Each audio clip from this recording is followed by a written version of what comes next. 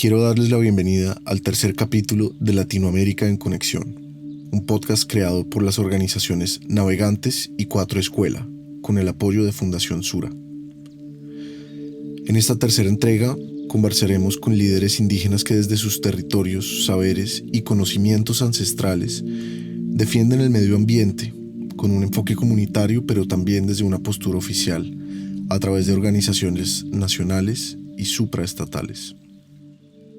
Para este capítulo contamos con la presencia de dos personas que son testimonio de la lucha por el medio ambiente, sus derechos y por la defensa de la cosmovisión y entendimiento indígena de la vida y el ser humano frente al mundo moderno.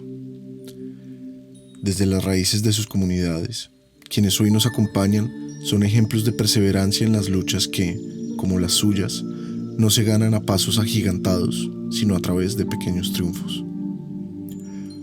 Yo soy Juan Felipe Díaz, y así comienza esta nueva entrega del podcast Latinoamérica en Conexión. Nuestros invitados de hoy son líderes indígenas y activistas por diversas causas relacionadas con el medio ambiente, el desarrollo sostenible y la tradición indígena.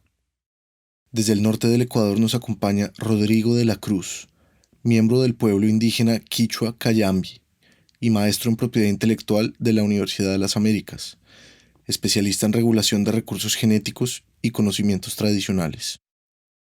Además, nos acompaña Tomás Román, indígena Murui Muina, expresidente del Consejo Regional Indígena del Medio Amazonas, CRIMA. A ustedes, Tomás y Rodrigo, les doy una cálida bienvenida a Latinoamérica en Conexión. Antes de comenzar, quisiera que ustedes mismos nos contaran un poco quiénes son y qué hacen ustedes.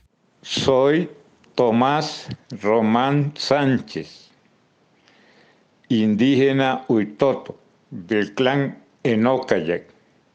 En idioma mi nombre es Enocaroqui. Soy asesor de la Organización de los Pueblos Indígenas de la Amazonía Colombiana OPIAC y de la Fundación Gaia Amazonas. Yo me llamo Rodrigo de la Cruz. Yo soy indígena del pueblo de los Cayambis del norte de la República del Ecuador, profesional en ciencias jurídicas y con una maestría en derechos de propiedad intelectual. Trabajo como consultor independiente en realidad en temas ambientales, derechos de pueblos indígenas, con énfasis en temas relacionados con saberes y conocimientos tradicionales, acceso a recursos genéticos y derechos de propiedad intelectual. Tomás, quisiera empezar con usted para dar contexto un poco a la conversación sobre el medio ambiente y la lucha por sus derechos. Quisiera saber cuál es el valor de la tierra en la cosmovisión indígena, qué significados existen, qué nos puede contar al respecto. La gran maloca, la atmósfera, todos somos hijos de ellos, todos tenemos un solo rostro. Y en estos momentos, como está el mundo, muchas veces estamos deshumanizando. Todo ser humano, todo ser del planeta, tiene una razón de ser. Por algo existe. Blanco, llamémoslo así, separa la religión y la ciencia. Para nosotros es uno solo. Van juntos. También para nosotros hubo evolución. Todos nacimos del vientre de la misma madre. Y de la madre tierra. Todos somos hijos de él. Vivimos del agua, de los frutos. Rodrigo, y ahora viniendo con usted, cuéntenos desde su perspectiva como conocedor de los saberes ancestrales, ¿cómo es para ustedes el concepto de familia y cómo entre las comunidades comparten y preservan estos conocimientos y saberes? Es parte de una sociedad, está haciendo una enorme contribución, ¿no es cierto?, con la estabilidad del clima global, ¿no es cierto?, a partir de la conservación de los bosques, del desarrollo sostenible, de una relación armónica. Entonces en realidad hay una deuda, ¿no?, por los servicios ambientales, inclusive en los páramos, en las sociedades andinas. Yo soy de ecosistemas andinos, de páramo, ¿no es cierto? Bogotá, ¿no? Bogotá, inclusive Medellín. ¿De dónde viene el agua? De los páramos. ¿Sí? ¿Y quiénes están en los páramos? Son las comunidades nativas, los pueblos indígenas, las comunidades locales. Están en base a su conocimiento, su saber milenario, ¿no es cierto?, haciendo custodia, cuidando los páramos, ¿no? Y claro que hay problemas también, ¿no? Hay problemas también en los páramos de avance de la frontera agrícola, etcétera, etcétera. Eso no hay que negarlo. O sea, eso no es tapar el sol con un dedo, ¿no? Son unas tierras bendecidas por el Creador, ¿no? O sea, porque los hijos comienzan a estudiar, y hoy por hoy, por lo menos en mi comunidad, la gran mayoría son profesionales o están en universidades públicas o privadas. Nuestros padres han hecho mucho esfuerzo por formarnos a nosotros, y más nosotros tenemos la misma responsabilidad, ¿no? Ahí tenemos abogados, antropólogos, sociólogos, biólogos, arquitectos, ingenieros, enfermeras, ¿no? O sea, entonces, esa relación se la ha retomado, se la ha fortalecido mucho en estos tiempos, y siempre se la ha puesto sobre la mesa del diálogo, de volver al pensamiento indígena como una parte de la solución a los problemas climáticos que vivimos ahora, por ejemplo, ¿no? Del respeto a la naturaleza, de la falta de valores, etcétera, etcétera, ¿no? Entonces, hay que tomar en cuenta de que con la invasión española los territorios indígenas fueron despojados, ¿no? Usurpados violentamente, ¿no? Entonces, se traslada abruptamente a un estatus de pobreza y marginación al mundo indígena.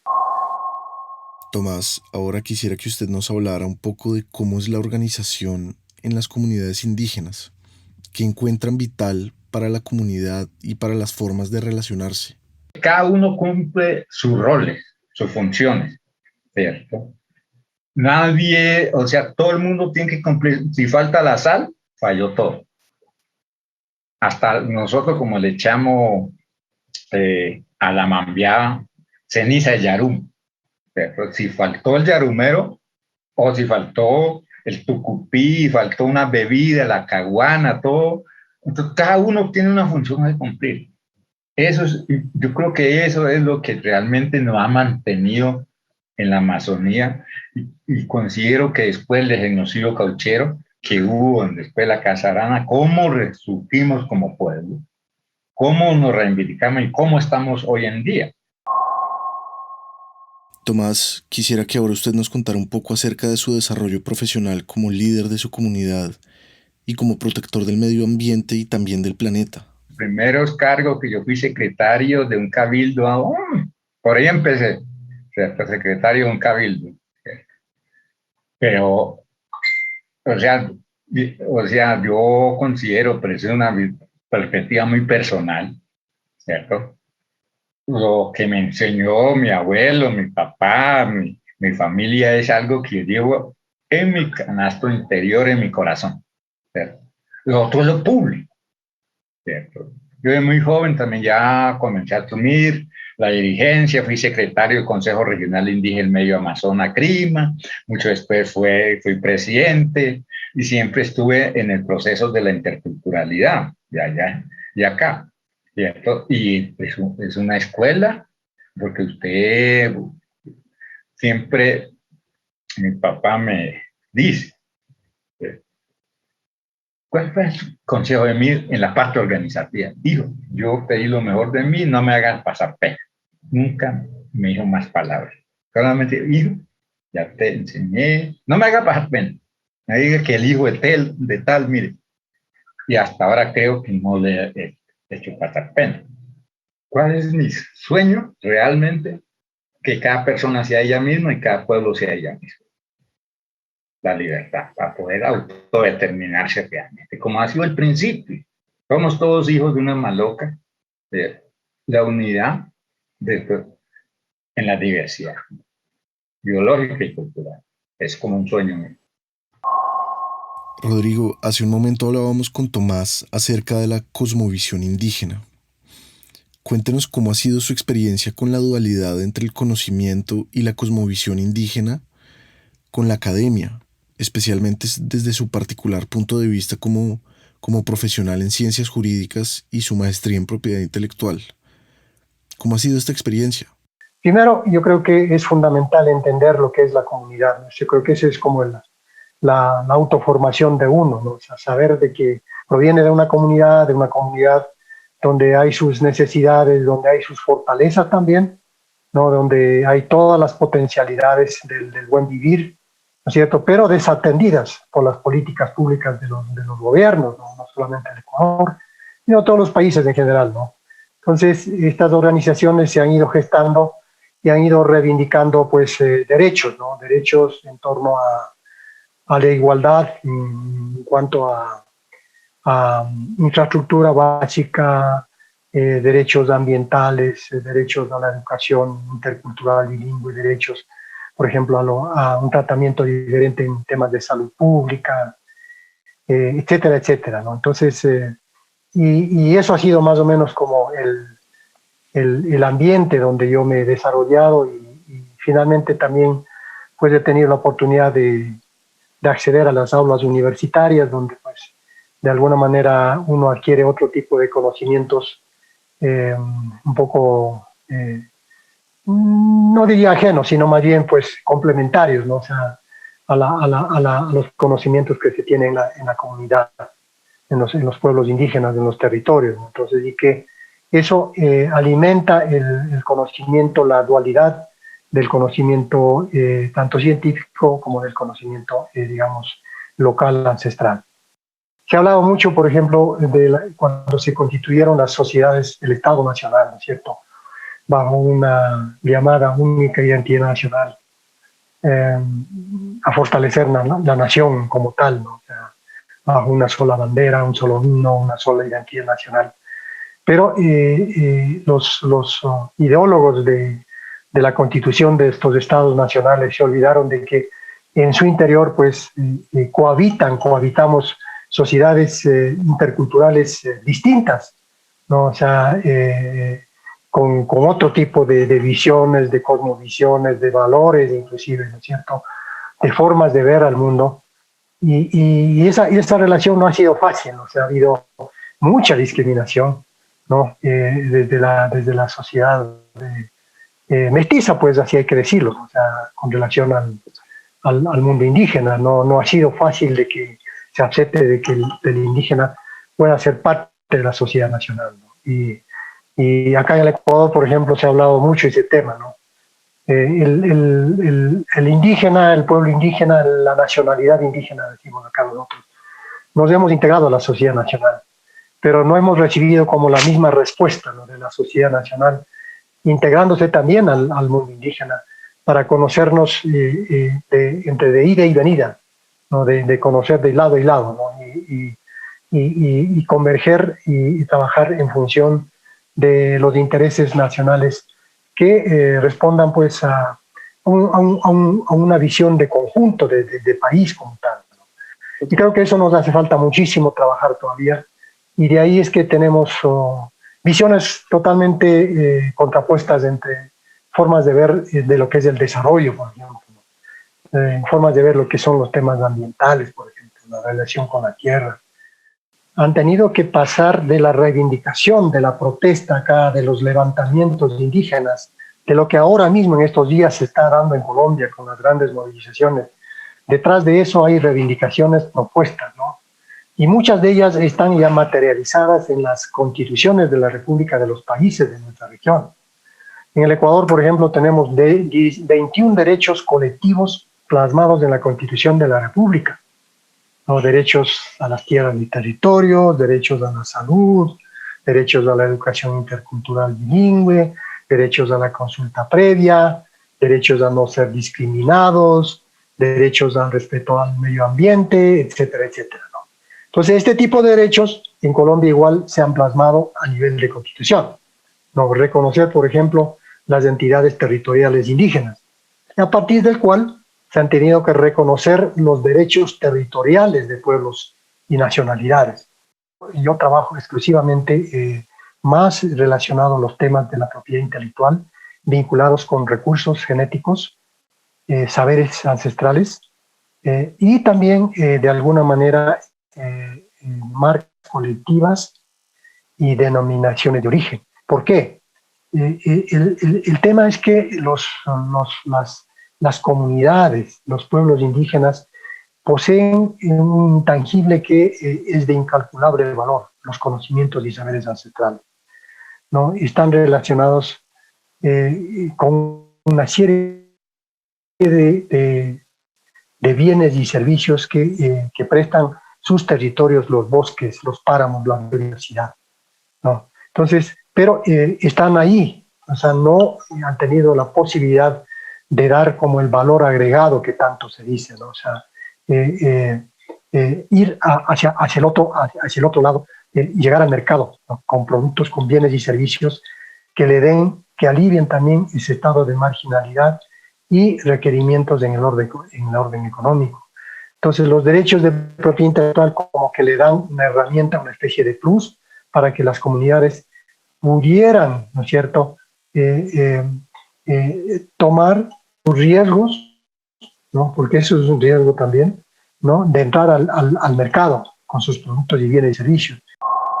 Tomás, ya cerrando, quisiera que nos cuente para usted cuáles son los retos más grandes que enfrentan las comunidades indígenas y cuál es la importancia de mantener el legado y las enseñanzas de estas mismas. Hay muchas maneras, pero sobre todo como en esto, visibilizando de que hay gente pensando. Pongamos un ejemplo muy clarito, voy a hablar de la pandemia, ahorita del COVID-19.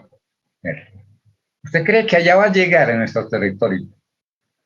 Si nunca había una pastilla en los centros de salud, que son los cascos urbanos, peor, ¿cierto? Si no fuera por nuestros usos y costumbres, pero nuestras tradiciones, en el fondo eso nos fortaleció. Ahí uno se da cuenta de que es muy difícil que reconozcan ese conocimiento, porque siempre mi papá, vuelvo al principio, ha dicho, el conocimiento es universal, es para todo el humano. El problema es cuando hay interés económico. Y cuando hay interés económico, no queremos aprovechar de eso que es de todo, para todo el mundo,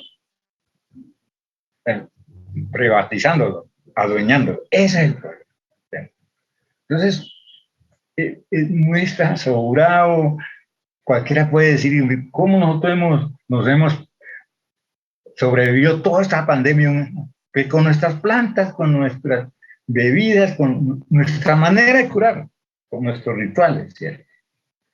Pero allá no, así, no, esa es una vaina casera. No, usted no pueden publicar eso, porque lo único que realmente manejan la lógica son las farmacéuticas, las vacunas.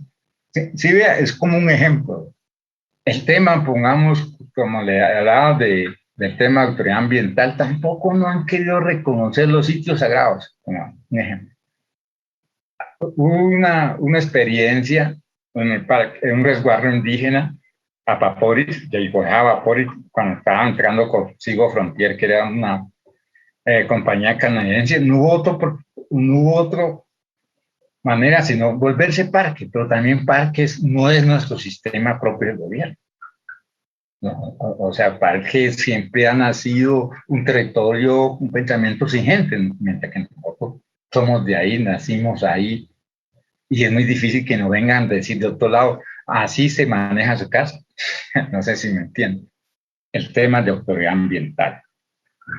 No como lo dice la ley 99, lo que dan licencia. No, nosotros estamos luchando ese principio, es para proteger. Hemos sido muy claros, pero hasta ahora no ha sido fácil. Bueno, entonces, por lo tanto, cuando digo que somos defensores, pues claro que lo somos todos. O sea, realmente la Amazonía funciona como una anaconda, ¿cierto? Que tiene cabeza, cola y tiene cada uno su pedacito de territorio. Y en cada territorio se le entregó sus instrumentos tabaco, coca, su idioma, cada uno, pero si cada uno hace su función, pues se hace una gran alianza. Esto es más de alianza también, alianzas estratégicas, de compromiso conjunto. Y lo que le van a orientar a usted en el proceso organizativo son la gente que lo están acompañando, lo están eligiendo. Ellos son los que, porque usted debe hablar como vocero de acuerdo a lo que ellos dijeron. Usted no puede hablar en nombre del pueblo de lo que usted piensa solo, lo que usted piensa es suyo y es para su familia, no es del pueblo. Entonces, sí ve que hay como una complementaria, es complementario, porque usted no va a pretender gobernar otros pueblos con su propio pensamiento, lo construyen es del amor interno, de su hogar. Rodrigo, y ya para terminar, viendo a América como un gran territorio, ¿cuál es su visión sobre los pueblos indígenas colombianos y cómo ve usted a las comunidades latinoamericanas en un futuro? Quisiera también pues aprovechar del momento para enviar toda mi solidaridad con el pueblo colombiano, en particular con los pueblos indígenas que pues en estos días están atravesando por una situación bastante compleja y llamar, pues, ¿por qué no?, a la sensibilidad, ¿no es cierto?, de los gobernantes y que pudiera establecerse como una mesa de diálogo, ¿no?, para encontrar puntos en común y que converjan los intereses nacionales de nuestro país vecino, que es lo que más nos interesa para que, digamos, nuestra región podamos vivir en armonía en la relación con la naturaleza y con la sociedad en su conjunto en este mundo intercultural. Eso es nuestro anhelo, y que en medio de esto, pues, los derechos de pueblos indígenas allí presentes, derechos los pueblos indígenas, no para ser, digamos, distintos, o sea, un mundo distinto a la sociedad colombiana, sino una sociedad complementaria a la sociedad nacional, ¿no?, que igualmente haga aportes, contribuya con el desarrollo nacional, porque hay mucho que trabajar, mucho por qué contribuir. Y esa es nuestra esperanza, nuestro sueño en realidad en la región, en América Latina, porque lo que pasa en Colombia no es que se cierra en sus fronteras nacionales, ¿no? Esa realidad trasciende, ¿no?, en las fronteras internacionales y directa o indirectamente nosotros sufrimos también lo que la sociedad colombiana sufre, nos pasa. Entonces, sí esperamos de que finalmente también estos procesos que se están dando estos días lleguen a luz verde y podamos firmar, tomarnos, como dice, la pipa de la paz, donde nos respetemos mutuamente, donde la sociedad de la comprensión, eso pareciera ser que es el mundo de los sueños, ¿no? Pero si uno no sueña, o sea, nos vamos a vivir confrontados en el día a día como perros y gatos, y ese no es el mundo deseado, o sea, al menos para mi persona. Entonces, y ahí es que uno se contribuye con un granito de arena para que esa sociedad donde el respeto, el equilibrio en el mundo intercultural que cada vez más se consolide y todos tengamos pueblos indígenas, inclusive pueblos afrodescendientes, pueblos raizales, como dicen en Colombia, puedan tener la oportunidad de ser útiles y tener esa responsabilidad en la conducción, ¿no es cierto?, del Estado Nacional, de los organismos locales a nivel del sector público también, ¿no? Y no que el indígena, por ser indígena, bueno, tiene que estar en la comunidad, solamente dedicado a las labores agrícolas y encerrado en sus cuatro paredes, ¿no? Ese mundo no es ya, sino es el mundo de la sociedad intercultural, de la relación recíproca, de que todos tenemos derechos y que todos también tenemos obligaciones que cumplir. Bueno, Tomás y Rodrigo, ha sido un verdadero privilegio contar con ustedes, con su compañía en este episodio de Latinoamérica en Conexión. Quiero agradecerles también por compartir en este espacio sus historias y, por supuesto, sus perspectivas, que son un ejemplo de perseverancia y resistencia. La lucha por los derechos de las comunidades indígenas y la búsqueda de una verdadera pluralidad aún se mantiene. siempre tratando de materializar lo que ha existido en el papel desde hace mucho tiempo. A su vez, la lucha por los derechos del medio ambiente se encuentra más vigente que nunca, y es gracias a líderes como ustedes, Rodrigo y Tomás, que estas causas se mantienen y pueden percibir la esperanza de cumplir sus objetivos. Queremos dar también un agradecimiento a las personas que nos acompañan en el podcast Latinoamérica en Conexión, un podcast creado por las organizaciones Navegantes y 4 Escuela, con apoyo de la Fundación Sura. Yo soy Juan Felipe Díaz. Hasta la próxima.